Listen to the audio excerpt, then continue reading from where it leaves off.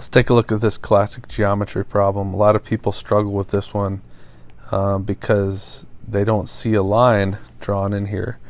We're given, first of all, that B and C are parallel to each other.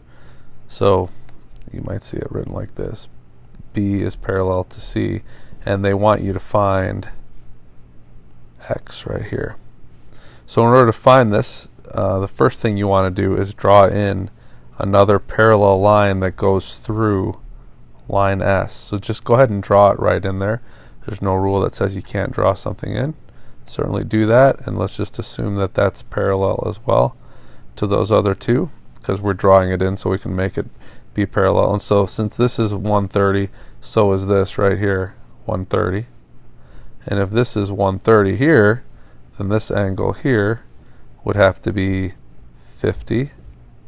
And if that angle is 50, then this angle here is 110 minus 50, which would mean it's 60. And if that angle's 60 degrees, then so is this angle, because those are corresponding angles. So that's a 60-degree angle, so x equals 60 is your answer.